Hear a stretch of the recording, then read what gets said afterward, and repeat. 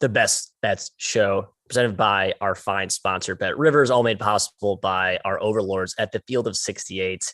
It's Matty Naples, his alter ego, your truly, is hosting from another remote satellite location, joined as usual by Jim and Kai, who took over the program yesterday in my stead. Thank you, fellas, for carrying this presentation. In your stead. Stead, same thing. You know what I meant? Not same. So I was out clearing my mind and hoping to come back today with a best bet winner, something that continues to elude me. Jim, what did you learn yesterday? Or maybe just how are you in general? We'll maybe start with that and then kind of go into the actual show. I'm tired. Content. I'm sleepy. I need to get more sleep. I learned that Adam Flagler matters. He had 29 for Baylor in their road win, barely escaped. Did you guys see the almost buzzer beater for Oklahoma State? Yeah. Pretty cool. Insane. He got it off. He stepped out. He got it off on the game clock, but not the shot clock. That was the issue. So yeah, wow. Huge win for New Mexico State at Seattle. Kai and I are holding whack futures on the Aggies. Love to see that. And my last takeaway is that Florida State is dead. Bury them 10 feet under. That team is horrendous now. Kai, your thoughts? Yeah. Well, not too many. There are a couple of games, Matt. Your Hoosiers lost in overtime by 11. Not great. They were looking good. I think they're up 2 with 10 seconds or so, and they didn't play defense on the last possession, let them score. And then Xavier Johnson just kind of chucks it up at the rim, gets blocked, goes to overtime, lose by 11. Tough for Indiana, Matt. They might be in trouble for the old NCAA tournament. Yep. Squarely on the bubble, according to you and other certified bracketologists. Not looking good. Yeah. Pretty tough gauntlet down the stretch, and winning on the road is not the easiest in the Big Ten, and certainly won't be very easy for a team that just has not won on the road in years. All right, let's go to the outline here. I don't have a lot to add to that conversation. It would basically be like a whole Indiana rant, but I don't need to go into that. No one wants to hear that. We start off with Villanova-UConn headlining today's outline. Pretty strong slate of games here for this Tuesday. This line opened right around pick. Actually had UConn as a slight favorite, Jim. This one will be played on their home turf. I had this circled as a prime spot, gut lean toward the Huskies. I just can't believe people have somehow bet this up almost to 3 in some spots. So I just, in a scenario in which Villanova is catching 3 points and against any Big East opponent, no matter where it's played, that is certainly tempting. If it does touch 3 at some point today, I will be hopping in on the Wildcats. But what are you looking at here? Well, Matt, this one's at the Excel Center in Hartford. It's not the on-campus Gamble, where I think they have a little bit more home court advantage. I agree with that? Yep. At Gamble than at the Excel Center. The first game was weird, man. I would have thought UConn would dominate in the paint, just completely dominate this smaller Nova team. But Eric Dixon had 24 and 12 for the Wildcats. Villanova scored 1.3 points per possession while only taking 11 threes. It wasn't even like they were just gunning and opening up the floor that way. Didn't even need to. And Kai, they didn't have Justin Moore. So why did UConn get crushed in that game? That was kind of an embarrassing effort from the Huskies. Is it a bad matchup or is it a revenge spot here? What do you think? Yeah, I just think it's a smart team versus a dumb team. I think Villanova is going to slice and dice them like they did the first matchup. And UConn, while extremely talented, they just do dumb things. They're not a very intelligent basketball team. You're right. Eric Dixon killed them in the first game. He deserves more credit too. He's awesome. He's a great big guy and deserves more credit. Yeah, no Justin Moore, and they still got up by 23 points in that game. That's a sign. And I agree with Matt here. You're giving me Villanova plus 2.5 in a conference game. Yeah, I'm leaning towards the Cats here, even though it's at UConn, even though it's going to be a good environment, even though it's a hype spot for the Huskies, Matt. Yeah, I guess the only counter to this line feels wrong take is you just look at the first time these two teams played. It was Villanova -4, very short spread, by the way. It seemed like that was a time when people were snoozing on Villanova, and no Justin Moore was part of that. And no Justin Moore, I think, brought that money down. So now that this line has flipped roughly 6 points, 6.5 points, does make sense just when you look at that, juxtapose those two spreads next to each other. But I think the prevailing wisdom, in my book at least, is what Kai mentioned. If you can catch Nova at 3, you probably have to pay some juice to get that hook up to 3. I think that's the right play here, as juicy as his spot is. And Jim also mentions, you're right, it won't be that intimate home crowd in stores that probably won't have the same juice, but we'll see how that plays. I sort of like the under on the total. Yeah, the number's a lot higher than last game was, a lot higher, almost 10 points higher, I think, which is insane. More matters for that, but I think that's a little crazy. I have a hard time taking a stance on side here, Matt, just because I have a sizable Villanova to win the Big East futures position. So just kind of already have a bet on this game in a way. Yeah, there you go. 137, Jim. This feels a little bit high, just given I think Nova is more of the pace dictator in this one. All right, next matchup here. We are looking at Florida hosting Arkansas. Kai, pick Suey, SEC tilt. I like the home, not dog anymore. It's been bet up to Florida -1 at some shops, but now it's kind of back to Florida pick +1. Our fine fonters at BetRivers are doing me a solid by keeping it at Florida +1 because teaser, well, I guess no longer it's going to be spoiled. This is my best bet. I think Florida gets it done here at home, plain and simple. Just seeing what Colin Castleton was able to do against Auburn over the weekend, I think they now have that like linchpin interior fortress that we saw earlier in the season. I know Arkansas has been red hot, but it's the same narrative that we talked about in that Auburn going to Florida game. Auburn home road, Arkansas home road, two different teams. Your thoughts? The road splits are not kind to Arkansas. They do have 3 SEC road losses, and their wins are shorthanded LSU, Mizzou, Georgia, Ole Miss. So essentially the 4 worst teams in the conference plus a shorthanded LSU team who couldn't beat anybody. Both teams coming off huge wins, the Tennessee game for Arkansas, the Auburn game for Florida. But Arkansas is just too hot, man, for me to get in front of right now. Covered 8 in a row, 11 of the last 12. Pretty sure their pressure is going to bother Florida again in this one, and I think they have enough muscle to battle Castleton. I just think the Hogs are at a different level right now, Jim. So I think it's pretty cheap to get them at -1/pick. Yeah, I'm with you, Kai. I kind of wanted to be like, oh, Arkansas on the road off a big win. I don't like that. But they're 5-2 against the spread on the road this year. This is not like a typical away from Bud Walton, they have no chance kind of team. I don't trust Mike White at all, especially off of a big performance. It seems like they could really have even more of a letdown than Arkansas. Probably would be more of an under bet for me than anything. Just don't really have a lot of lean on a side here, unfortunately. Well, I mean, I guess we'll see how this plays out. Sorry, I was looking at the chat here. A little back and forth debate on the old buy half points. Yes, a common dispute. Jim and Kai hate this. All right, that's fine. I'll be on my island. Not 2, 3, 5, and sometimes 7. I want you to go run your math on that. I've done the math. It's plus EV, baby, especially if you're a plus EV better, which I guess I have not been from a best bets perspective this year. But typically, Jim, it's actually wise to buy the half points to those key numbers if you think you have an edge. But hey, it's also largely your own decision, and it's kind of a hedge against your emotional psyche because you don't want to not buy that half point if it does not cover by a hook.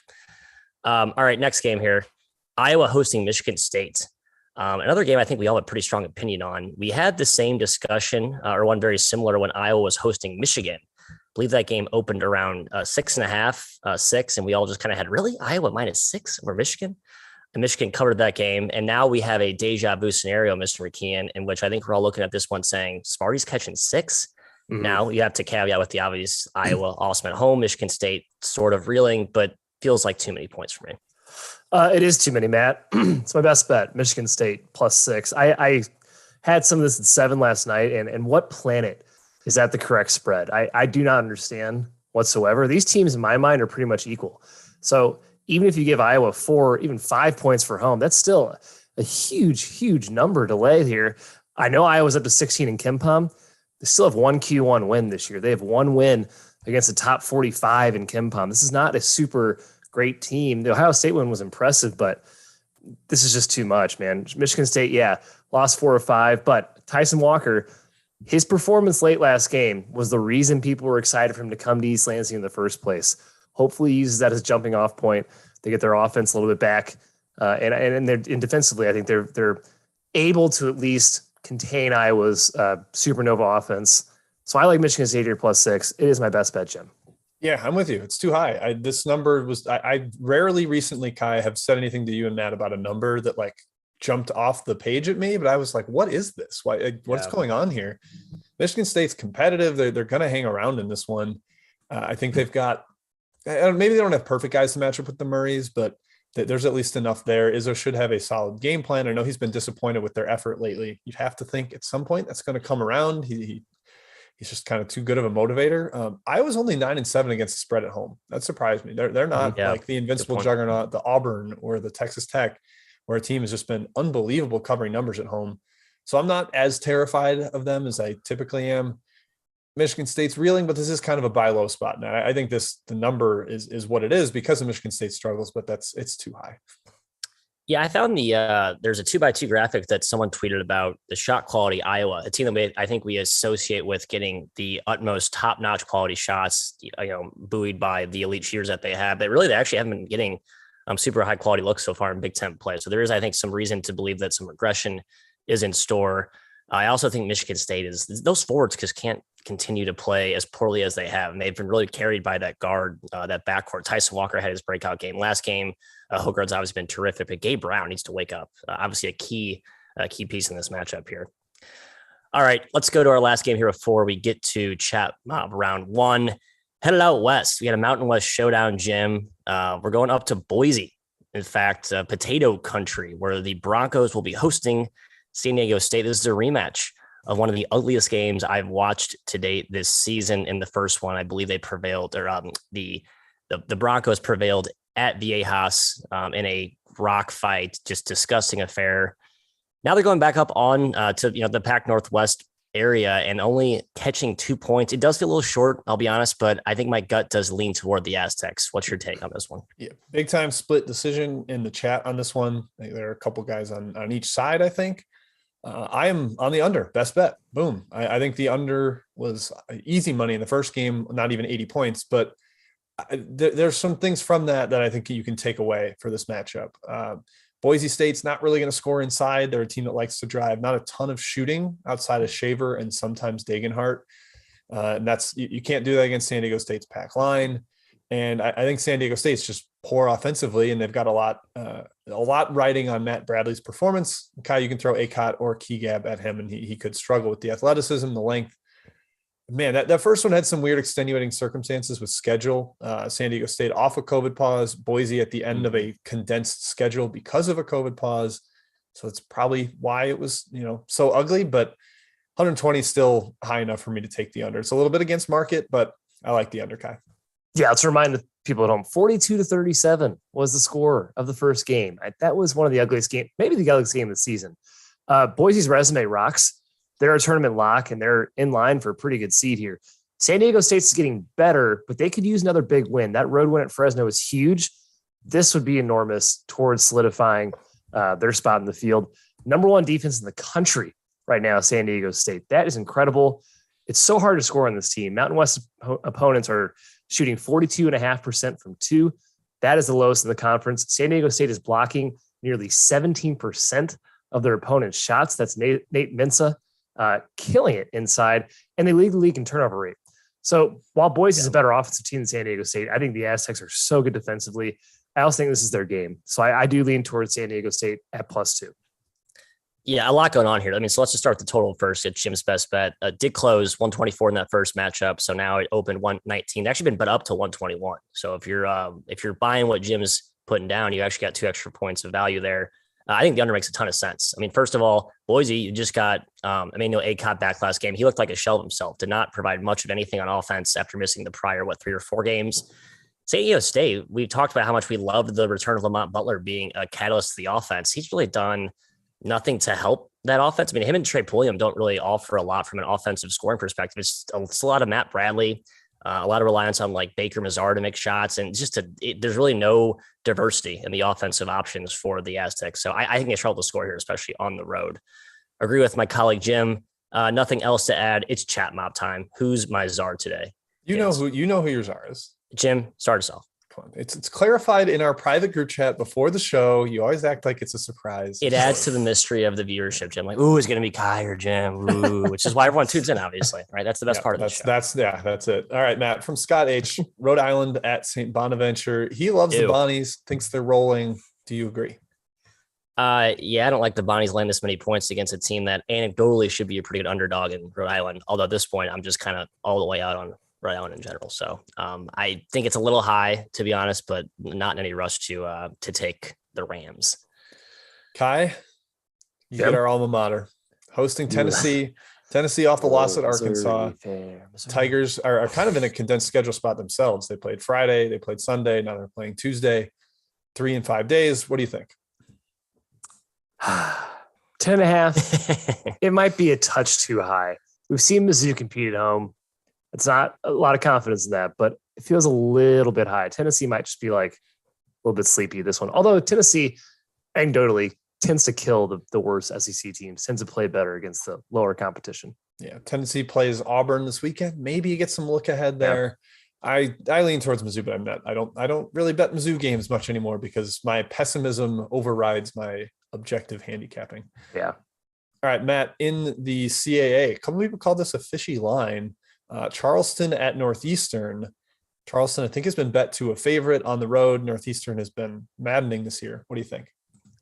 Yeah, I wonder if it's related to John Meek's key injury for the Cougars. I mean, he's probably one of the more important guys to his respective teams in the country. I think he's nursing a knee injury right now, and they're in the midst of like a 4 games in 8 days stretch. So there's a chance he's out. I'm guessing the money is probably implying that he plays, but he's probably not going to play a lot. So I don't know. A lot to kind of unpack here. I don't really want to bet on Northeastern either, so I'd stay away.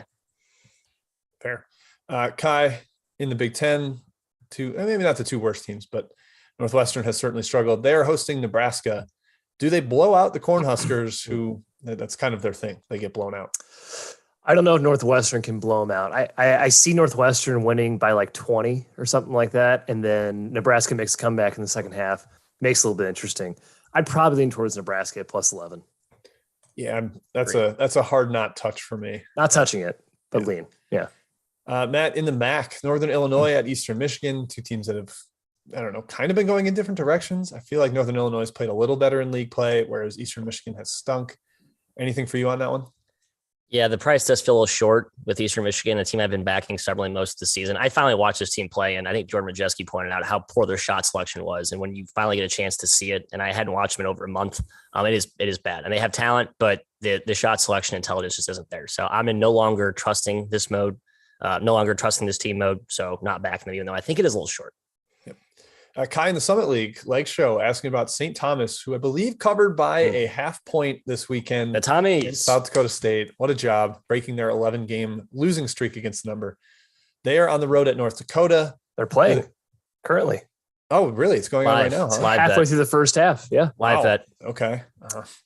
Why is it tied up 17-16 halfway through the first half? Live bet. I would take the Nodex. I think it's a short spread. I kind of thought Thomas was going to win outright. That was my pre-show. That was also my lean. I'm glad it's tied, so we're not like influenced by that. I thought St. Thomas was going to win, get their first Summit League win in the history of their D1 existence, but who knows? We shall see. Weird game, man. Is that on? Am I flip on the we should let off at that. That was poor time schedule management by us. That's on me. Hand up as the host. Sorry. Game tipped at 10. We wouldn't have gotten it in beforehand. It's all right. Yeah. From Tim Kafer and several others, apparently our good buddy Jeff Parles on VSiN has Yale as a road favorite against Dartmouth, laying 3. Matt, do you agree with him? Yeah, it feels a little short, and I like Dartmouth a lot. So the fact that I'm leaning that way, I think, tells you that's a pretty good spot. But especially in the Ivy, where I continue to believe that home court is basically non-existent right now.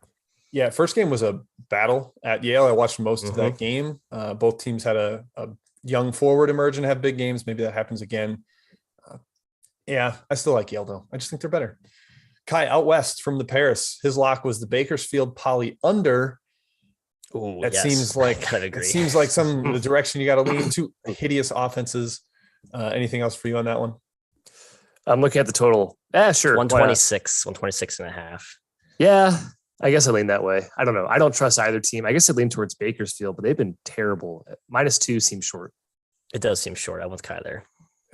All right, Matt, one more. Actually, 2 more. We'll go back to the chat. Graham Haynes asking about Georgia at Texas A&M. Do the Aggies blow out Georgia in this one? No, it's not a team that I trust to blow out anyone, to be honest. But it is Georgia, and I think this game will play a little faster. The total's pretty high though. Now I look at 146. Whoa. No take here for me. Under, if anything, it does seem a little bit high, doesn't it? For 2 whatever offenses. Yeah, Georgia's played a lot faster in league play. They back to the old Crean ways. So, yeah. Yep. All right, last one before we move back to the outline from Fondell. UNLV at Nevada. I will take this one because I just saw the Runnin' Rebs in person on Saturday. They looked awesome. I actually think they have some potential juice for a Mountain West tournament run since they're hosting it. They've been playing a lot better lately. Hamilton can be the best player on the floor at any time. Wait, this is on the rundown. UNLV Nevada. Really? Yeah, it's the last game. Oh, wow. It is our last game. Wow. All right, gonna holster my takes then. I hinted at them, but I did not give them. People are gonna have to interpret what angle I was going for there. There was a but coming. We'll put it that way. All right, back to the outline. Matthew, lead us. Yep, we're going to Nashville, Tennessee, Mr. McKeon. We're talking Vanderbilt hosting Alabama. Crimson Tide had a hot first half against Kentucky, a Kentucky team without Severe Wheeler and Ty Washington. They just could not guard anything in the second half, and Kellen Grady went full-blown nuclear explosion there. Did not cover. Now they get a short spread, only laying 4 against a Vanderbilt team that will be without Rodney Chapman, a guy who I think is paramount to a relatively thin backcourt.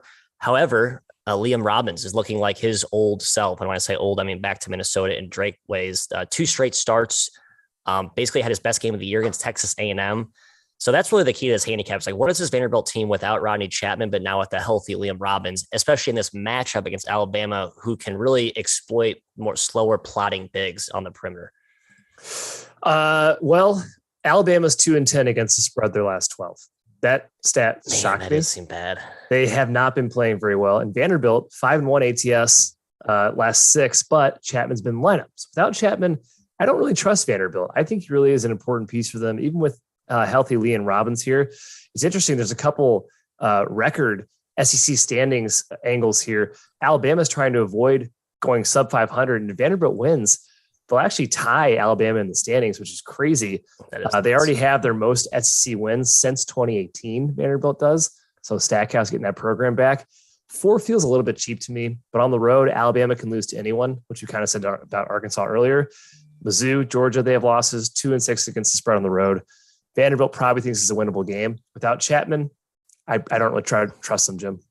Yeah, this is a stay away. I think a lot of Alabama games are going to be stay aways for me.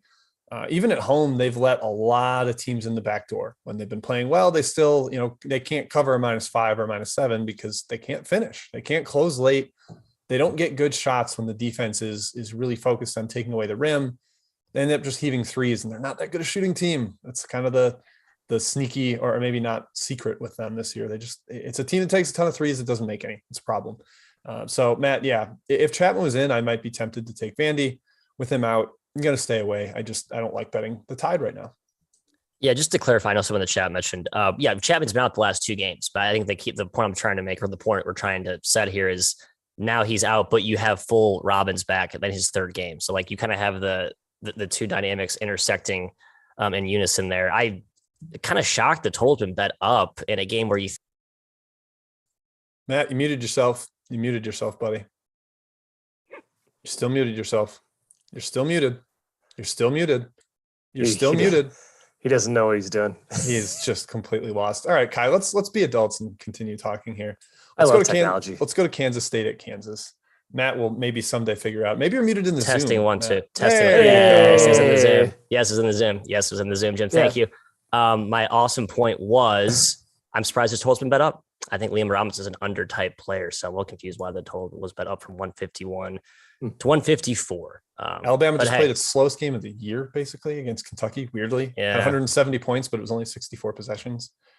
Maybe an undertake then for the boys as we kind of talk ourselves into it. No. Betting Bama games, no. Not fun. Maybe not. All right, let's go to the a huge rivalry, obviously. Kansas State. Kai, this one's going to be in Fog Allen. First matchup was super close. I believe Ochai Agbaji had the buzzer beater, or basically the big shot late to propel the Jayhawks over K-State. Now, as awesome as the Octagon of Doom is, K-State's actually been awesome as a road team against the spread this season. So now they're going to Kansas. I'll be honest, the spread feels a little bit short. I was hoping to back my Purple Kittens here, but I thought the number was a little too low for a Kansas team that's playing, for the most part, really well lately. Yeah, they are in 1 seed position, according to the committee, and they're in conference tournament pole position right now in the Big 12. But K-State's not dead in terms of the tournament selection right now. They need this win. They could really use this win. Yeah, KU won by 3 in the Octagon, but K-State was up by 17 in that game. They know they can compete with Kansas. Nigel Pack, 35 points in that game. KU obviously has the advantage inside with McCormick, but K-State's been outworking opponents all season. They really have that physical, scrappy mindset. I think 12.5 is a little bit high. I think this play is closer than that. I know Kansas is great at the Fog. It's a big rivalry. I don't think they'll sleepwalk, but 12.5 feels a touch high for a very, very, very motivated Kansas State team. Yeah, it was a slight lean to K-State on the spread for me. Just felt a little bit high. Kyle, you mentioned Pack just going absolutely bonkers in the first meeting. Maybe that's not repeatable, but I do think they can spread Kansas out a little bit, take advantage of some of their defensive foibles that they've had this year. That said, I kind of like the under, which is, maybe a little surprising. Matt, I believe you were on the under in the first game, and these two combined for 1 billion points in the first 10 minutes. It was like, okay, under has no chance. I don't see that happening again. I know Kansas is a better offensive team than defensive, but I think this will be kind of slower with the rivalry angle. Last game was only 66 possessions. I think we see something similar. So I'm leaning towards the under. Yeah, I like the under. In general, though, I'm trying to talk myself back into my purple kittens here. Just the fact that if Bruce Weber gets this win, probably puts him on the right side of the tournament picture. And we've talked about how much is at stake for him this season and making the tournament. So certainly you can see him putting overtime into the old scouting report, and Kansas State coming out with a pretty awesome effort, especially knowing that they played them so well in the first game at home. So we'll see how that plays out. Next game here, going to Big 12 country. I like staying in Big 12 country. Texas Tech hosting Oklahoma, Jim. The under screams at you, jumps off the page, just given the nature of these two teams. Talked about how good Texas Tech's been at home, one of those pretty large chasm between home and road performance. And now Oklahoma basically on their last leg without Mr. Harkless. I think it's dire for the Sooners, and Porter Moser could only do so much with this roster. So what are you looking at here? Texas Tech -10, other best bet. I think they crush them. No Harkless is a problem. Oklahoma won by 15 in the first meeting, but it's mostly because Texas Tech forgot to guard Mo Gibson. Gave up 30 to him. He was 8 for 11 from deep. I have a feeling Mark Adams is going to make a couple adjustments defensively. He's a wizard on that end. I just trust this home crowd. I trust this team at home in Lubbock, and with shorthanded Oklahoma really reeling, Kai, and the revenge angle, it all adds up to Red Raiders for me. Yeah, Texas Tech's insane. Also, by the way, swept Baylor, swept Texas, beat Kansas. Might get a 2 seed. That they are doing so well this season. It's incredible. In game one, OU won by 15, but Shannon, maybe not 100% that game. Everyone else was healthy, so let's not use that as an angle. But Texas Tech was 2 for 17 from 3. Terrible. I don't think they shoot that poorly again. And Jim, OU, to your point, 13 threes in the first matchup. Doubt that's repeatable. Yeah. Turned it over 18 times. That's definitely repeatable, especially without Harkless. They just lost by 21 to Iowa State. Had 16 turnovers without him in the lineup. He's huge. I do think Texas Tech takes this one. -10, Jim. Sounds like a fair spread, but I lean your way for sure. Yeah, not a huge numerical edge for me. This is just mostly situational spot. Oklahoma kind of crapping out without Harkless. Yeah, this is where I just need to kind of ignore my number on these two teams and just say, really, Oklahoma's going to go in and compete with Texas Tech in Lubbock, which no team has all season, especially without Harkless, and basically down to, 2.5 good offensive players, 3, depending on how high Mo Gibson is on a game-to-game basis. I think Jim's got the right side there. And Jim, I'm going to throw it right back to you for our final game of the outline, which you started to eloquently break down in our chat mob. So this is UNLV at Nevada up in Reno. So Jim, just pick up where you left off. What are you looking at here? Yeah, UNLV has been trending up, like I was saying earlier, but I think this is where they run into some trouble. They took care of Nevada at home, but Grant Sherfield did not play. That is the bad version of Nevada. Now that they've got him back in the lineup, they've actually been kind of good lately, surging a little bit, trending back up to where we thought they might be. So going on the road, the market has already bet this up to 2.5. So if you want to lay it, that's probably a little dicier than the pick 'em that it was, but certainly lean towards Nevada. I think the spot sets up really well for them. I hope UNLV loses because I want their odds for the MWC tourney to go back up. Like a week ago, it was 28-1, Kai, and then they beat Colorado State and it's 12-1. So I'd like to see something in the 15 to 20 range on my Rebs. Yeah, I was part of this problem. I grabbed Nevada pick yesterday at the Open because I thought it was absolutely crazy. Oh, cool guy. Absolutely crazy. Jim, come on, give me a break. I know Nevada hasn't been playing well and UNLV has, but these teams are not that different from a neutral standpoint. UNLV won the first matchup, but there's no Sherfield in that game. He's only the best player on Nevada's entire roster. I'm reiterating it, Jim, because that's important. Warren Washington might be out again, but UNLV can't really exploit the middle. That's not really their strength. Royce Ham is the only guy that does damage down there. He does a lot of damage in the glass, but it's a jump shooting team. It's led by Hamilton. I think the Wolfpack will be fine here. They're going to get this win against their in-state rival. So Nevada -2.5 is getting a bit up there, but I still lean their way. Yeah, like I said, it's been bet up pretty sharply. I kind of like the Rebs here. The preseason, I thought these two teams were pretty damn near close. People thought that was crazy because everyone was all in on this Wolfpack team. And I think Jim and I were in on this Rebs team. We're starting to see that come around. Would like to be catching another point if I could back him here. So I'm not going to rush to jump in. But I do lean the Rebs at the current number. And I won't go through another endorsement of buying the hook to 3 because that just will incite a lot of fury in the chat mob. And Kai and Jim are shaking their heads emphatically. All right, chat mob round 2. Let's do it. Eye roll, Jim. Yep. Hard eye roll at you. All right. Renzo Bros and others, Kai, have asked about Miami, Florida, headed to Pitt. The Panthers playing a little bit better with Ithiel Horton in the lineup, giving them some offensive juice. But Miami is right in the thick of the bubble race. Can't take a bad loss here. What do you think? I think the spread's fair. I'd probably lean towards Miami -4, but I got nothing strong. Fair. All right. Quick, nice and easy. I like it. Matt, I like a side in this game. I'm curious if you lean the same way. From Joe Gunderson, Richmond headed to G-Wash. What do you think? Oh, man. I mean, I've been stubbornly backing Richmond quite a bit.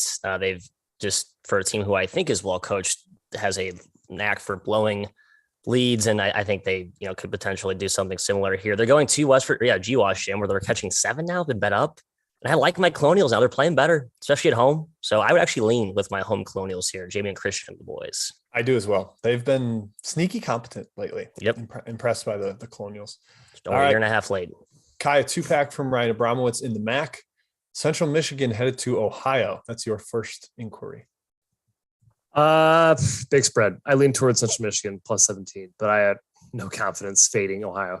They've been so much more competent I'm on my chips, baby. in league play. It's really remarkable the turnaround they've had. Boopy Miller. Especially defensively, guys. They were like maybe the worst defensive team in the country in non-con. I would openly laugh at them. But now their defense is better than their offense in league play. Like, how about that? 7th in the league in defense. Had that kind of mini roster purge, sort of like a reset, rejuvenation type of thing. Yeah, I like this team. I don't love this. I like this team relative to 18 points, I guess, or 17 points. Matt, how about Buffalo? They've been playing a little better lately since their sleepy effort against Ohio, taking on Miami of Ohio on the road. Delonte Brown is back. What do you think? I lean Buffalo here. I've been a stubborn Miami backer since they got Delonte Brown back. I don't trust this team's defense, and Buffalo historically scores at will against Miami. It's just a kryptonite type of matchup. Buffalo, we always reiterate this. They have just a monstrous edge against the middle to lower teams in the MAC, just with their athleticism and size and talent. So I do lean the Bulls. The running Bulls on the road, laying 5.5. Road flip-flop there too, with Buffalo having lost at home to Miami, Florida, or Miami, Ohio earlier in the year. Kai, out west, actually not that far west, in Colorado, the Rockies, Air Force hosting Fresno State. Somebody asked about the under. It's low. These teams are very ugly and slow offensively. What do you think? Yeah, I'd probably lean towards the under. I'd also probably lean towards Air Force just a little bit. I think Octave is back. I didn't actually check. Yep. So yeah, I lean towards Air Force. They're super scrappy at home. Fresno hasn't looked super crisp last couple games. Yeah, they went like no cover without Octave. He came back, boom, cover against Wyoming. So that he matters. It's important to have him in there. Matthew, back to the A10. St. Joe's at SLU from Fondell. Do the Bills get it back on track tonight? I tend to think so. The question is going to cover 11, Jim. And again, I just don't love fading St. Joe as a semi-large-ish dog because they kind of have that backdoor potential. They have some shot makers who can hit some shots late in that garbage time. And I know SLU's a better free throw shooting team in the past, but it's still not a team I'd really trust to put teams away. So I would stay away, if anything. Matt, do you know that SLU has been awesome covering as a double-digit favorite recently? Has they really this year? They are, well, their last 10 games as a program, 8-2 against the spread, laying double digits, 10-0 outright. Like they've been really good. It's a different team than last year. Yeah. Jimerson and Yuri Collins can actually make jumpers now. So I guess I buy it. Yeah. I think this year they're 5-2, and then they were 3-0 to end the year last year. So not bad. Data wins. Right, Matt, right back to you because I know you love your ball boys. 3-Man Week Top 10 fan says that Stuckey likes Ball State plus 8.5 today at Kent State. Do you agree? I do. I agree. Yeah, I do. It's a good spot as well. It's been bet down, so you missed a point of value. But I love Kent State as well, so it's hard to emphatically fade them. But yes, I still net love my Cardinals more. I would still take 8.5 for a teeny tiny peanut. Yeah, Kent State has played like perfect for 3 weeks now. They just beat Toledo Multiple and big Ohio. games too. They've won 8. They've won 8 in a row. Feels like maybe a letdown midweek spot for them where Ball State can hang around. All right. I believe that is it for the chat mob. I'm not seeing any that I missed. I will try to get my voice back. And then one of you can start with best bets. Actually, no, it's me. Crap. All right. San Diego State, Boise State under 120. That was my first best bet. And Texas Tech -10. That was my other. I already gave those both out. So the explanations are earlier in the show. Kai, I believe you've given your best bet as well. I have indeed, Jim. I took Michigan State +6. Just think it's too high. Too high, says Kai. Matthew? Yeah, I took Florida +1. Let me know if that's spread has changed or if I reported the wrong line. I think it's +1. All right, good. I take it up to -1. If you're shopping other books, I take it up to -1. I think the Gators get it done at home. That team I like at home against road Pick-Suey. It's a little bit of home road split there for me. All right. That's all we got. Hey, folks, I'll be back tomorrow repping the Safari hat. New Mexico, Utah State. I do believe that was asked earlier, so I don't want to. Oh, yeah, good call. Let's get it. I don't have a take there, to be quite honest. Do either of you? Why do we not like our Lobos, Jim? Just because it's too short? Away from home, not as great. The same team. Like them at the pit, but yeah, I don't know. It's a weird game. New Mexico's so reliant on tough shot making that they're erratic and high variance. Yeah, and altitude never a great proposition. All right, good one at the horn there. Well, again, back tomorrow, same time as usual, kids. Good luck tonight, and we will see you same time, same place.